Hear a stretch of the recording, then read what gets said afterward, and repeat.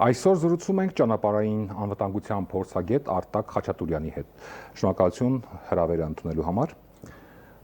Պարոն Խաչատուրյան, նախ հունիսի 17-ին աշտարակում տեղի ունեցած վթարի մասին, որտեղ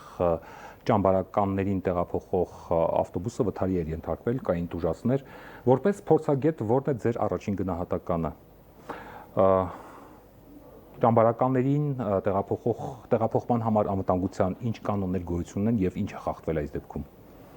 Դե նախ ասում փառք, որ երեխաներին լուրջ բան չի եղել,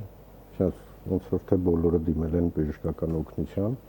այնուամենայնիվ բարի հաջողվել է։ Բավարար են միայն երեխաների դեպքում։ Դե եւս մի լավ լուր, որ նախնական եմ ասում, որպես փորձագետ գնահատականը, որ ավտոբուսի վարորդը մեղավոր չի եղել, ու ոնց հասկացել եմ վթարի մեխանիզմից չի ունեցել բավարար միջոցներ կանխելու վտանգը, այսինքն ոչ իր մեղքով վթար է եղել, բայց ընդհանուր առմամբ եկեք մի բան նայենք ավտոբուսի որակի մասին, այսինքն կարող լիներ այնպիսի մոդելի ավտոբուս, որը նման հետևանք չառաջացներ, այսինքն ենթադրենք չկողաշարժվի։ Հիմա որպես կամ հավանականություն ավելի քիչ լիներ։ Այս մոդելի ավտոբուսը հարմար եք համարում երեխաներին տեղափոխելու համար։ Դե միանշանակ ոչ։ Ուզես մի բան ասեմ, էլի, եթե Երևան քաղաքում այ ավտոբուսային պարկ են փոփոխում, պահանջները ավելի չափանիշները բարձր են լինում, մարզերում գիտեք ավելի հին մոդելներ են օգտագործվում ու այսպես ասած ինչ պատահի էլի։ Այս առումով իհարկե վատ է, նամանավանդ երեխաների համար ես կարծում եմ, որ պիտի առանցին չափանիշներ մտցվեն, նախ վարորդները պիտի վերապատրաստվեն ու լիցենզավորում ունենան, երկրորդը ավտոբուսների վերաբերյալ երեխաներին տեղափոխող տրանսպորտային միջոցների վերաբերյալ պիտի լինեն չափանիշներ։ Այսինքն առանձնահատուկ վերաբերմունք պետք է դրսևորվի օրինակ դպրոցների համար, մանկապարտեզների, ճամբարների դեպքում, որտեղ երեխաներ են ամեն դեպքում։ Եկեք օրինակը վերցնենք, ուղղակի մի պահ պատկերացնենք ամերիկյան մոդելը, էլի։ Բավական չի, որ ունեն հենց ստանդարտի ավտոբուսներ, օրենքով մի այլ կարգի խիստ կանոնակարգում է մտցված, երբ որ ավտոբուսը տեսնում են կանգնելուց կամ ընթացքի մեջ, բավականին մեծ դիստանցիա են պահում,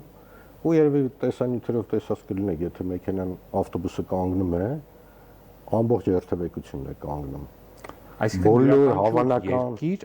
ճանապարհային անվտանգության իր սպეციფიკան ունի, առանձնահատկություն ունի։ Հայաստանը առօրյա բաղադրիչ տար, ոչ թե վարորդական էթիկա է, որ պիտի ցանկալի այս դեպքերում կանգնես նման բաներ, այլ անմիջական օրենքով սահմանված է, երբ որ ավտոբուսը կանգնես, ողջ երթևեկությունը շրջակայքում կանգնում է։ Հիմա Հայաստանում ի՞նչ է բացակայում։ Հայաստանում զիջելու կուլտուրան է բացակայում ընդհանուր երթևեկության ոլորտում ու վերցնենք չնայած մի փոքր փոփոխություն նկատվում է դա ուրեմն շտապօգնության մեքենաներին վերաբերող ու նույն ձևի վերաբերմունք նաև ուրեմն երեխաներ տեղափոխող ավտոբուսներին այսօր չեմ կարծում որովհետեւ մեկը երեխաներ տեղափոխող ավտոբուսներին տեսնելուց զիջում է կամ սպասում են այդ ավտոբուսը ենթադրենք կանգ առնի։ Զինվորականներ տեղափոխող մեքենաների նկատմամբ էլ յուրահատուկ վերաբերմունք ունենք մենք։ Շատ ճիշտ եք, բայց լրահոսին եթե ուշադիր լինում եք, նույնիսկ դրա համար առանցին ստատիստիկա էլ պետք չի, բավականին հաճախ հենց զինվորական տեղափոխող մեքենաները վթարի են ենթարկվում։ Իհարկե դրանց մի մասը ձեզ ասեմ, վարորդների պատճառով է լինում հենց, բայց մի մասն էլ էլի ուրեմն հենց այդ մեքենաներին չզիջելու պատճառով, բայց մի բան պիտի հաշվի առնենք, որ ուրեմն իրենց չափսերը շատ մեծ են ու նաև կարևորությունը հաշվի առնելու միանշանակ առաջնահերթ վարորդական կուլտուրա, երկրորդ հերթին նաև ներմուծվի որոշակի չափանիշներ, ստանդարտներ, օրենքներով, այդ թվում նաև զիջելու պարտավորություն։ Ինչպես պետք է այդ մշակույթը ներառել մեր իրականությունում, ինչպես պետք է գործնականում դա սկսել կիրառել։ Նայեք, պետական քարոզչությամբ ու անմիջական ուրեմն մասնակցությամբ օրենքների մշակմանը, որտեղ այսօր հենց երեխաներ կան օրենսդրական նախաձեռնություններ։ Չկան։ Չկան։ Երեխաներ տեղափոխող ավտոբուսների վերաբերյալ սովետական ժամանակներից ինչ մնացել է, ընդհանրապես նման մոտեցում չկա, մտքներով չի լանցել։ Ես նման դեպք չեմ հիշում, բայց ոնց որ թե 1000-ից մեկ տեղի ունենում, բայց ամեն դեպքում պարտադիր չէ տեղի ունենալ։ Այսինքն կարող առանց դեպքը տեղի ունենալու էլ որպես առաջնահերթություն դա հաշվի առնել էլի։ Նման դեպքերում, տվյալ դեպքում երեխաներին տեղափոխելիս, եթե որևէ ճանապարհատրանսպորտային ինչ-որ վթար կամ եւ այլն, ինչ-որ բան է տեղի ունենում, ով է առաջնային պատասխանատուն, ընկերությունը, որը զբաղվում է երեխաներին տեղափոխելով, թե վարորդը միգուցեև, թե ճամբարը տվյալ դեպքում միգուցեև, դպրոցը, թե օրենսդրական այս առումով օրենսդրական որևէ կարգավորում չունենք մենք։ Ընդհանուր հիմունքներով են կարգավորվում քաղաքացիական օրենսդրությամբ, առաջնային պատասխանատվություն վարորդի, երկրորդ պատասխանատվություն սեփականատիրոջ։ Հիմա եթե ճամբարը չհամընկավ սեփականատիրոջ հետ, այսինքն ավտոբուսի սեփականատեր հանդիսացավ ավտոբուսի պարկը, օրինակի համար, ավտոբուսի պարկը պատասխանատվություն կկրի։ Եթե վարորդի անունով է ավտոբուսը, այսպես ասած, ուրեմն ամբողջ պատասխանատվությունը վարորդի վրա։ Ու վերջ։ Այդքանով։ Շատ լավ, անցնենք արդեն մայրաքաղաքի ճանապարհատրանսպորտային անվտանգության խնդիրներին։ Կիևյան կամրջի նորոգման պատճառով երեկվանից երթևեկությունը կաթվածահար է։ Իսակովի պողոտայում նույնիսկ դեպքեր կային, երբ մարդիկ իջնում էին ավտոբուսներից եւ ոտքով էին շարունակում ճանապարհը։ Արդյոք քաղաքապետարանի կողմից առաջարկված այլընտրանքային գծերը եւ փողոցների ժամանակավոր փոփոխությունները, օրինակ Հալաբյան, Քրքորյան կամ Օրբելի Կիևյան խաչմերուկների մոտ նոր սխեմաները բավարար հաշվարկված են բեռնաթափելու համար։ Նայեք, թողունակության համար չեմ կարծում, նույնիսկ համոզված եմ, որ ընդհանրապես հաշվարկված չեն։ Մենակ մի մանրուք նկատեցի, որ կոնկրետ ուրեմն Կիևյան կամրջի հենց հանրակից եզրերին ճանապարհային նշանները փոփոխված էր ու բոլոր գոտիներից ուրեմն առաջարկված էր շրջադարձը դեպի Հալաբյան փողոց, ինչը որ կարող էին չանել, այս անգամ մի զարմանեց մեզ, գոնե դա փոփոխեցին։ Եթե չփոփոխեին, միևնույնն է ոչ մի խնդիր չէր առաջանա վարորդները, միևնույնն է ուղիղ գնացողից էլի ձախ կթեքվեն։ Դա բանալին հուշում է, որ պետք է թեքվել։ Այո, շինարարական աշխատանքները հուշում են, բայց այնուամենայնիվ ուրախացնող էր, որ գոնե այդ մի բանը նկատի են ունեցել, կազմակերպել էին։ Մնացած առումով հոսքերի վերաբերյալ, գիտեք, պիտի փաստորեն այդ լուսացույցների աշխատանքների ռեժիմ նման բաներ հարակից խաչմերուկների պիտի հաշվարկվել արվեր, որը չի արվել։ Միգուցեև նաև ոստիկանների ներգրավվածությունը ճանապարհի երթևեկությունը կարգավորելու համար։ Ու պարտադիր չէ, որ սպասեն խցանում լինի նոր գան, այսինքն բնականաբար։ Եկեք ձեզ մի բան հիշացնեմ, էլի քաղաքապետարանի հարակից խաչմերուկին այդ Իլ-դե-Ֆրանսի փոփոխություն եղավ ավտոբուսների։ Այ ոստիկաններին չէին ներգրավել։ Արդյունքում մի քանի օր կոլապս եղավ խաչմերուկում, մինչև ֆայմեցին ոստիկաններին ներգրավեն, գոնե որ հիմա պարտադիր չէր դրան սպասել, ուղղակի պետք էր կանխատեսել, պրոֆեսիոնալ լինել, կանխատեսել։ Տեսեք, կամուրջը փակ է լինելու մինչև օգոստոսի 29, եթե չեմ սխալվում, այսինքն ավելի քան 2 ամիս։ Նախ, եթե վերհիշենք, վերջին անգամ կամուրջը երբ է վերանորոգվել։ Հիշողությունից եթե չի դավաճանում 2-3 տարի առաջ։ Այսինքն բայց դրանից առաջ էլի 2-3 տարի առաջ մի հատ էլ եղավ։ Ինչն է խնդիրը, այսինքն այդ մեքենաների քանակը միգուցե վտանգավոր միտումներ ունի կամրջի անվտանգության իմաստով, կարող եք բացատրել ինչն է խնդիրը, ինչը պետք է շինարարության որակը ու վերահսկողության իսկ այդ հոսքի բազմազանությունը մեքենաների շատ լինելը արդյոք չի վտանգում կամուրջների անվտանգ լինելը։ Կարող էր վտանգել հաշվի առնելով բեռնատարները, թեթև մարդատարները ու դրանից մի դաս բարձր ծանրություն ունեցողները դետոնացիայի վրա չեն ազդում։ Իսկ բեռնատարները արդեն դետոնացիայի վրա ազդում են։ Ինչը վտանգավոր է։ Չէ, ազդող գործ ունեն։ ազդող գործոն։ Ազդող գործոն են, բայց գիտենք, որ արդեն կենտրոն մուտքը սահմանափակված է, այսինքն բեռնատար նախորդի համեմատ երևի 1% է մուտք գործում, որոնց որ առանձնակի դեպքերով թույլատրված է։ Այս առումով եթե վերցնենք, որովհետեւ պատճառ չկար, որ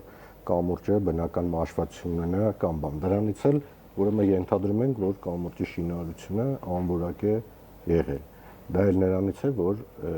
հետևողականություն վերահսկողության բացակայություն։ Որպես փորձագետ կասեք, որքան ժամանակ է պահանջվում, որքան ժամանակը մեկ պետք է կամուրջները օրինակ փակվեն վերանորոգման կամ վերազինման նպատակով։ Ճիշտ ասած դրանք շինարարական նորմեր են չեմ կարող ասել, բայց տրամաբանական այլ հարց ասեմ, ուրեմն լավ որակի աշխատանքի դեպքում տասնյակ տարիով դա ուրեմն շահագործում է երկարում է ու պրոֆիլակտիկ շինարարական աշխատանքներ են կատարվում, որոնք ենթադրենք շաբաթ են տևում կամ նման բաներ։ Դրա համար ես կարծում եմ, որ ընդհանրապես պիտի աշխատանքի ստիլը վերանայեն ու բոլոր աշխատանքները հնարավորինս սեղմ ժամկետում արվի, հնարավորություն տրվի գոնե միակողմանի աշխատի երթուղին, որպեսզի գոնե մասնակի մի կողմը տուժի, հետո մասնակի մյուս կողմը տուժի։ Խնդիրը բարդանում է հատկապես այն պատճառով, որ քաղաքի տարբեր հատվածներում ամիսը 1 կարելի ասել 1 կիլոմետրի էլ նույնիսկ չհասնող հատվածներում վերանորոգում է ընթանում եւ այդ ճանապարհներ, այդ հատվածները կամ դրանց պատճառով մի ամբողջ փողոց է փակվում, որի վերջը ամիսներ են տևում, 2-3 ամիս ընդհուպ կարող է տևել։ Օրինակ վերջին դեպքը հիշում եմ Քոչարի զուգահեռ փողոցը, Ավետիսյան փողոցը, երբ Սահալանջին փողոցը։ Հասկանում եք, քաղաքը փոքր քաղաք է եւ շրջացող ճանապարհներ չկան։ Ինչպես պետք է կազմակերպեն այդ վերանորոգումները, որոնք համատաբար մեծ ուղղակի մի անգամ վերանորոգեն, բայց վերջնական վերանորոգեն։ Մենք եթեից առաջ զրուցում էինք եւ եկանք եզրահանգման, որ Երևանից դուրս ճանապարհներ կան, որոնք 8 տարի առաջ են ասֆալտապատվել, նորոգվել, ոչ թե վերանորոգվել, այլ նորոգվել են, զրոյից նորոգվել են եւ մինչեւ հիմա փայլուն ճանապարհներ են։ Այս վերջերս աչքալուսանք տվեցինք վարորդներին, որ անկախությունից ի վեր ջրվեժի ճանապարհը առաջին անգամ սկզբից մինչև վերջ հնարավոր էր առանց որևիցե փոս հաղթահարելու անցնել, ասֆալտապատել էին իդեալական։ Ուղիղ 1 շաբաթ անց, ուրեմն ասֆալտի որակը արդեն փոփոխվել են, ալիքներ են տվել ու երկու տեղ, միտեղ վեոլաջուրն է կազմակերպել շինաշխատանք, փորել է, միտեղ էլ ասֆալտը ուրեմն Երևանի հավերժական խնդիրներ են։ Ու էլի անվադող են դրել, դե գիտեք, Երևանի սիմվոլն է այդ ծառ կամ անվադող տնելը, էլի։ Այսինքն մենք ուրախացանք այդ ճանապարհով, որը տևեց շատ կարճ, 1 շաբաթ։ Տրանսպորտային կոլապսի ֆոնին քաղաքապետ Տիգրան Ավինյանը հայտարարեց, որ նախատեսվում է որոշակի փողոցներում մտցնել մարդատար մեքենաների մուտքի խիստ սահմանափակումներ, թողնելով միայն հանրային տրանսպորտը։ Որպես փորձագետ, սա արդյունավետ եւ կիրառելի լուծում է։ Արդյոք Երևանի տրանսպորտը, հասարակական տրանսպորտը իզորու է ապահովել մարդկանց տեղաշարժը։ Եթե մարդիկ որոշեն մեքենաները կանգնեցնեն, չերթվեկեն իրենց մեքենաներով, այլ օգտվեն միայն հանրային տրանսպորտից։ Ոչ վաղ անցյալ տեղափոխվենք շքերթի նախապատրաստական աշխատանքներին մի քանի օր կենտրոնական հատվածը փակեր, չէ՞։ Մետրոյում կոլապս էր։ Բոլոր տեղերն էր կոլապս, ավտոբուսների երթուղին ու մնացած։ Այսինքն այդ թողունակությունը ներկայումս չունի Երևանի քաղաքապետարանը, չի կարող ապահովել։ Բայց օրինակի համար ինչ լուծումներ կար։ Կենտրոնական հատվածների համար ժամանակին պարոն Ավինյանը դեռ պաշտոնի չէր, ժամանակին առաջարկեցինք, որ Երևան քաղաքի հյուսիսային պողոտային հարող փողոցները շաբաթ եւ կիրակի օրերին փակվի հետնորդների համար միայն, ուրեմն թույլատրվի, դրանով ինչ կլիներ։ Հնարավոր կլիներ ուրեմն հաշվարկներ անել, թե ինչպես ճիշտ կազմակերպել հետագայում այդ պլանը մեծացնել, ընդգրկել այլ փողոցներ, Երկրորդ հնարավոր կլիներ վարորդներին ադապտացնել այդ ռեժիմին, որ այսինչ օրերին պետք չի դուրս գալ, շրջանցել, հարկավոր է շրջանցել։ Իսկ Երևանի դեպքում դա աշխատող տարբերակ է։ Ցանկացած երկրում ցանկացած մոդել կաշխատի, եթե ճիշտ մոտեցում ցուցաբերես։ Արմատական վերցնել կտրելու մեթոդով բնականաբար ոչ մի տեղ չի Ի վերջո որն է ճիշտ բալանսը սկզբում ստեղծել կատարյալ հանրային տրանսպորտ, հեծանվա ուղիներ եւ կայանատեղիներ, թե զուգահեռաբար գնալ նման կտրուկ քայլերի։ Հետաքրքիր բան ասեմ, էլի ավտոբուսի ուրեմն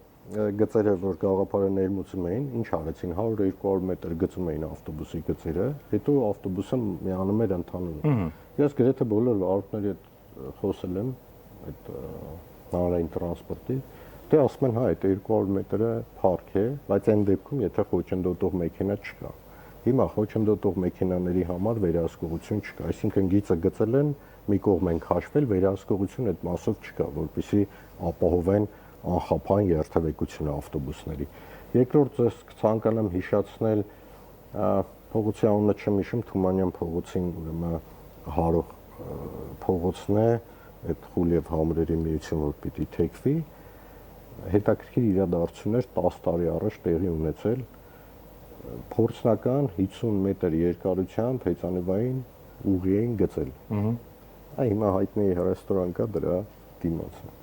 Լավ է 50 մետրը գծել ես եղբայր, ինչ անես, որ հեծանվորդը գա, հեծանվը շալակած հասնի այդտեղ 50 մետր քշի, հետո հեծանվը էլի շալակի գնա։ Հիմա լուծումը ո՞րն է։ Հիմա նայեք, ավտոբուսի գծերը որ գծում էին, այն ժամանակ օրինակ զարմանաս ինձ էլ բոլորին, ես անձամբ կողմ էի, վարորդներն էլ էին կողմ, որ ուրեմն ավտոբուսի այդ գաղափարը ամբողջական դարձվի, որովհետև ինչ որ պահ տարանջատված է, հետո գալիս միավորվում է, ու էլի նույն բանն է ստացվում։ Ոչ մի տարբերություն չի լինում։ Առաջին հերթին մեզ պետք է հասկանալ, ինչ մոդելի քաղաք ենք մենք ուզում, որն է տեսլականը։ Եվրոպական մոդելի, ամերիկյան մոդելի, չինական մոդելի, ճապոնական մոդելի, ինչ քաղաք ենք մենք ցանկանում տեսնել։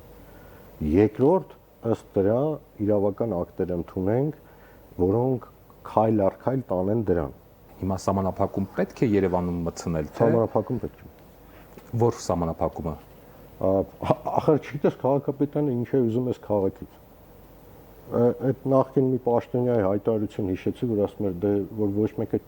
չքշեք մեքենա, ոչ մեկը էլ չեք դու գամբի։ Հիմա քաղաքապետարանի եթե մտածելակերպին նայեն, ոչ մեկ պիտի մեքենա չանի քշելու, որպեսզի խցանումներ չառաջանան։ Խցանումները ինքնին նորմալ բան են, բոլոր մեգապոլիսներում կան, բոլոր տեղերում։ Ու մեր երկրում այո, մեր քաղաքի համար մեքենաները ավելի շատ են, քան ուրեմն ճանապարհների թողունակությունը, բայց այդ ճանապարհի ուրեմն թողունակությունը հաշվարկող ու այդ ճանապարհային նշանները փոխող պաշտոնյաները ես չգիտեմ ինչով են մտածում։ Շնորհակալություն մեր հարցերին պատասխանելու համար։ Մենք զրուցում ենք ճանապարհային անվտանգության փորձագետ Արտակ Խաչատուրյանի հետ։ Ցտեսություն։